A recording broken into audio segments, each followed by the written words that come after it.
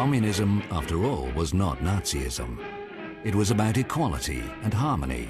There was nothing wrong with the idea itself. Well, actually, there was.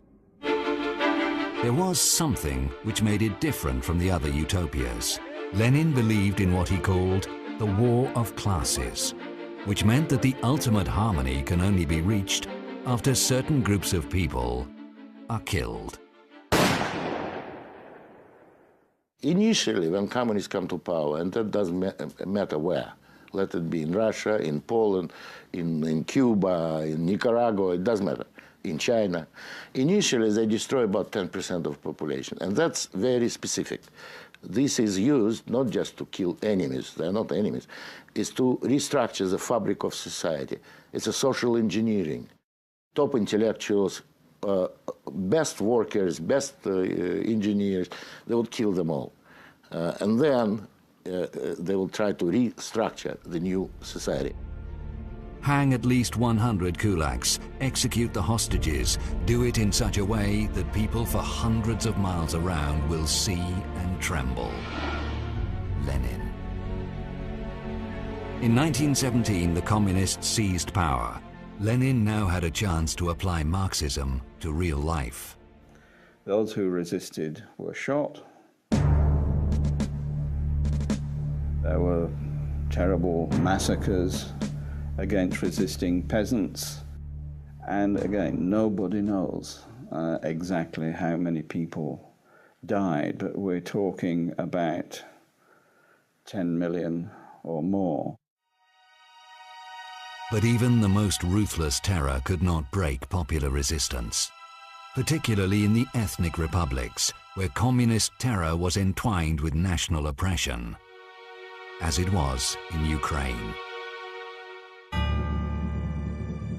On September the 11th, 1932, Stalin wrote to his associate, Kaganovich, "The situation in Ukraine is very bad. If we don't take steps now, we may lose Ukraine." Several meetings of Stalin's inner circle resulted in a plan of action. It was an horrific plan. In that winter, 32 to 33, all food supplies in the Ukraine were taken away. A huge cordon was created so that nobody could leave. Initially, people didn't die. Leftover supplies of grain and vegetables kept them alive. But this was not part of Stalin's plan. So he ordered NKVD to confiscate all grain, all food from these areas. By doing that, he knew he's condemning them to death. Soviet society was the first communist society on earth. It was a huge social experiment. The agonizing death of 7 million Ukrainians had a wider meaning in the distorted vision of the communist architects. You have to make the revolution, then establish the dictatorship of proletariat, and then the birth of the new man can be possible.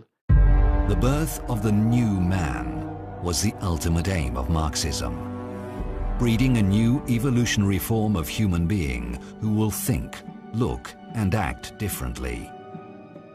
But communists were not alone in this endeavor. Wir müssen einen neuen Menschen erziehen und zu einer neuen Lebensform zu führen. Hitler's National Socialism was also about creating a new man.